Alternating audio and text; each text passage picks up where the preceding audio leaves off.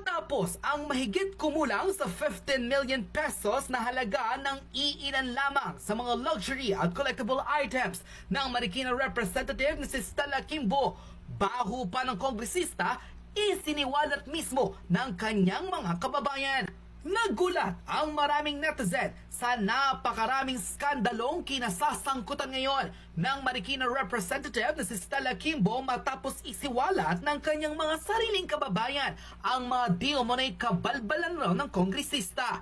Bukod sa nakakalulang collectible items at di umunay hindi mabilang na ari-arian ni Kimbo, ibinulgar din ng political analyst na si Malu Tiquia ang mahigit sa 300 million pesos worth of ayuda fund para kay Kimbo na tila questionable raw at kung paano nito ginastos dahil 200,000 lang naman mahigit ang mga bumoto sa kanya. Saan raw nito dinala ang sobrang pera? Gayon din ang mahigit sa 3 billion pesos worth of infrastructure project sa lungsod ng Marikina, gayong hindi raw makita mismo ng mga residente at nasasakupan ni Kimbo ang pag-unlad sa kanilang lugar, gayong sa taon-taon na lamang may bagyo, sila ang lumulubog. Paano raw ito ipapaliwanag ni Stella Kimbo sa kanyang sariling kababayan, gayong mismong ang mga ito ang nagsisiwalat ng buong katotohanan. Tiyak nga raw na talagang mapapasayaw si Kimbo sa dami ng skandalong kinasasangkutan nito, lalo't ang mga kababayan niya mismo ang nagsisiwalat ng kanyang baho. Panoorin ang buong detalyadong balita kung saan tila nabulgar pa ang panibagong skandalong kinasasangkutan ng Marikina representative na si Stella Kimbo na bukod sa kanyang mga luxury items, tila nasiwalat na ang mahigit sa 300 million pesos worth of questionable ayuda at 3 billion pesos infrastructure project na hindi raw nakikita ng mga taga-Marikina. O yan ang umalingasaw ang iba pang baho ng representative na si Stella Kimbo matapos ang kanyang controversial statement patungkol sa di-umano'y budget decision ng House of Representatives na tanggalan ng mahigit sa 70% o 1 billion pesos plus ang original proposed budget ng OVP na 2.03 billion pesos. Kamakailan, tila ilang mga mamahaling luxury items at ilang mga collectible watches ang naihayag sa publiko na di umano'y pagmamay-ari raw ng representative na si Stella Kimbo. Tila hindi pa raw dito matatapos ang pagsisiwala ng katotohanan dahil matapos ang kanyang mga tila nakakalulang gamit. Ilan sa mga taga-Marikina ang nagsiwalat ng di umano'y lihim ng kongresista. Sa kanyang official statement, kinumpirma ng veteran political analyst na si Malu Tiquia ang bukod sa pagiging disente ang itsura, paano raw nito na itatago sa publiko ang katotohanan na sa kabila ng pagkakaroon lamang na 260,000 plus voters, mayroon itong 300 million budget para sa ayuda. Bukod pa raw dito ang mahigit na 3 billion pesos infrastructure fund sa lungsod ng Marikina. Base sa ring official Twitter post ni Malu Tiquia, for 260,749 voters, she gets 300 million pesos for ayuda, when the rest gets 20 million and about 3 billion infrastructure. She used to be a decent individual, economist teaching in UP. Today, she is the sum total of what Atrapo is. Dogged and dressed up as a power player, sad that Marikina is going for her as mayor come 2025. Saan daw dinala ng Marikina representative na si Stella Kimbo ang mahigit kumulang 300 million pesos worth of ayuda? Gayong 260,000 plus lang naman ang bumoto sa kanya sa Marikina. Nakakalula raw ang halaga na ito kung hindi maipapaliwanag ng representative na si Kimbo na talaga namang ikinagulat ng maraming netizen. Ito pa ang isa sa mga shocking revelation. Mismong ang mga taga-Marikina na ang nagsiwala ng di umano'y kabalbalan raw ng representative na si Kimbo na tila wala raw sinabi ang kanyang mga koleksyon ng mga luxury items tulad ng mga bag at relo sa dami ng ari-ariang napundar na raw ng kongresista. Tanong, saan daw galing ang perang pinambili dito ni Kimbo? Base sa controversial comment post ng netizen. Sa totoo lang, Kung tutuusin, sobrang liit pa nga ng halaga ng mga bagatrelo ni Kimbo compare sa mga assets nila ngayon. Grabe mga bahay niyan at property, hindi mo akalaing kaya nilang bumili noon. Kasi as far as I know, batuhan ang putik sa Marikina.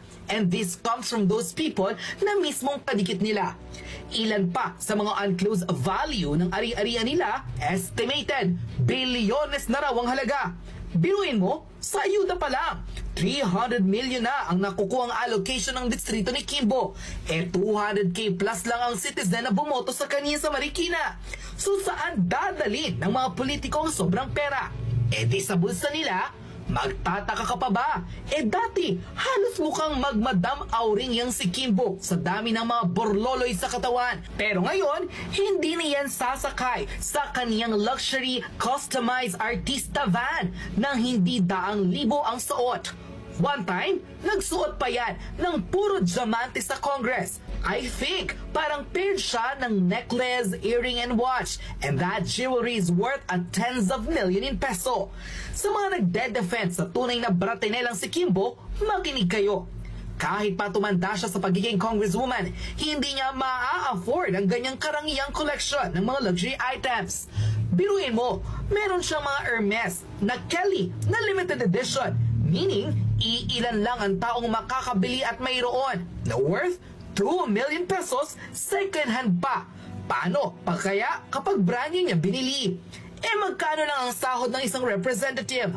117 to 140,000 pesos per month. Sa isang taon, roughly 1.4 to 1.6 million pesos. So sa tingin mo, wala na siyang ibang gagastusin sa isang taon kundi bag? Mayroon siyang 4 na anak na nasa mamahaling eskwelahan nagsisipag-aral.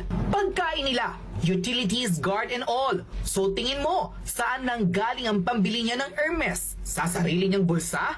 Hell no!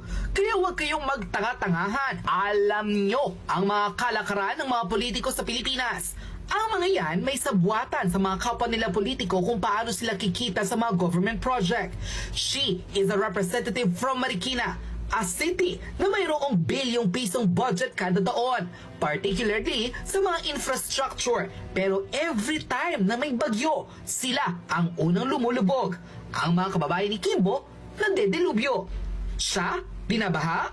Oo, binabaha ng pera ang bulsa niya at iba pang mga magnanakaw sa gobyerno. Ang lakas ng loob na ipagmalaki na ni sila ang nagtapyas ng budget ng OVP. And she even said na nakikita nila na dapat itong ilagay sa DOH at DSWD na mas magiging effective daw na ahensya. Mga gonggong, wala kayong maloloko. Mga budget na yan, yes, ilolocate nyo sa DSWD at DOH. Pero kayo rin ang makikinabang. Bukod sa kickback, panay pa ang photo-op nyo kapag may ayuda and cash assistance program. Biruin nyo, pati tupad, hindi nyo pinalagpas, ninakawan nyo pa.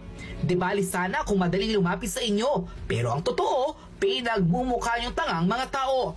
Papatawag nyo ng maaga, tapos pag-aantayin nyo ng hapon saka lang kayo magsisimula, tapos ang ibibigay nyo 1 to 3K, malaki na ang 5K, tapos samot-saring pagpapanggap pa at pagpapapicture ang gagawin nyo, may masabi lang na tumutulong kayo sa tao.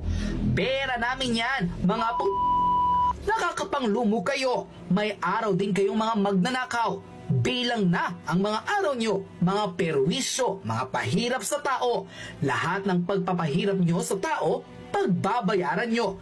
Lalo ka na Kimbo. Ang tita ko nagtitinda sa riverbank sa Marikina. Pinalayas nyo pa. 6 mga anak noon, pero hindi kayo naawa. Tapos kayo, anong ginagawa nyo? Puro kayo pagnanakaw ang alam. Tandaan mo to Kimbo, hindi ka na mananalo sa susunod na eleksyon. Umpisa pa lang ang lahat ng mga lihim na ibubulgar namin sa publiko. Kaming mga taga Marikina ang nakakaalam ng mga baho nyo. Ikaw at ang asawa mo. Tandaan mo, umpisa pa lang to at lalabas na ang lahat ng itinatago nyo sa mga tao. Angkot, posiibulgar ng mismong nasasakupan ni Stella Kimbo ang di umano'y lihim ng kongresista. Tila mas dumadami na ang panawagang ilabas mismo ni Stella Kimbo ang resibo kung paano niya ginastos ang 300 million pesos worth of ayuda sa 260,000 voters na bumoto sa kanya. Iba pa raw dito ang 3 billion pesos worth of infrastructure na nakalaan sa kanyang distrito.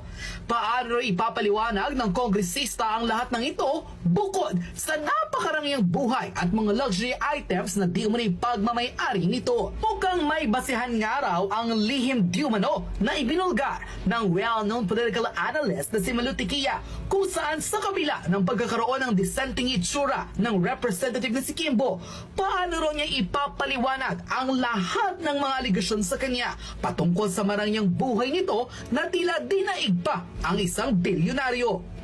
Sa katunayan, tila sinigundahan ito ng political blogger na si Crisette Loretta Chiu, kung saan bukod sa kanyang mga mamahaling ari-arian tulad ng mga bag at relo, tila ano pa raw ang halaga ng mga bahay, diamante at perlas at ilang mga ari-arian ni Kimbo na tiyak nakakalula raw ang presyo. Ayon sa kanyang public post, what we've been so far, as in yung nakita lang natin roughly estimates 3 Hermes at 1.5 million pesos each to 4.5 million. Yung basic yon unless Crocs or embossed yung isa sa mas mahal pa na bongga. Patek Philippe watch, 3 million pesos. Rolex, 1.5 million. Van with customization, 4 million to 5 million pesos. Cartier watch worth 500,000. Panerai, 600,000. Her husband's green Rolex, 1 million pesos.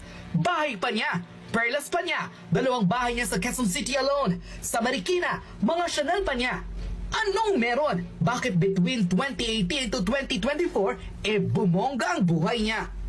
Angkot, simula ngayon, pinagpapaliwanag na hindi lamang ng kanyang mga nasasakupan kundi ng maraming Pilipino ang representative na si Stella Kimbo matapos ang tila pagmamalaki nito na tinapyasan nila ng budget ang Office of the Vice President at tila ilolocate daw ito sa DSWD at DOH. Ngunit ang pagtataka ng maraming botante, paano raw naaatip ng Marikina representative ang lahat ng rangya at di umano'y luxury sa kanyang buhay, gayong wala pa raw sa 200,000 ang sahod nito kada buwan. Hindi rin daw tama ang tila mga nababalitaang may mga ari-arian nito at hindi mabilang na bahay, partikular na sa Quezon City at Marikina. Gayon din ang mga collection nito ng mga mamahaling bag at relo na para mismo sa maraming netizen, hindi raw bobo ang tao para malaman na kung saan galing ang pinambili rito. Dapat raw ay maging accountable si Stella Kimbo sa lahat ng mga tila questionabling assets nito at mga ari-ariang paano niya nabili. Gayong kahit tumanda raw ito sa pagiging kongresista, hindi sasapat ang kanyang sahod na wala pa sa 200,000 pesos. Ano ang iyong magiging reaksyon matapos mismo ang mga taga-Marikina na ang nagsalita at di umano'y nagbanta pa kay Stella Kimbo na simula pa lamang raw ito ng mga revelasyong isisiwalat nila sa publiko at unti-unti raw nilang ilalantad sa taong bayan ang di umano'y lihim ng sarili nilang kababayan. Ano ang iyong magiging reaksyon sa balitang ito?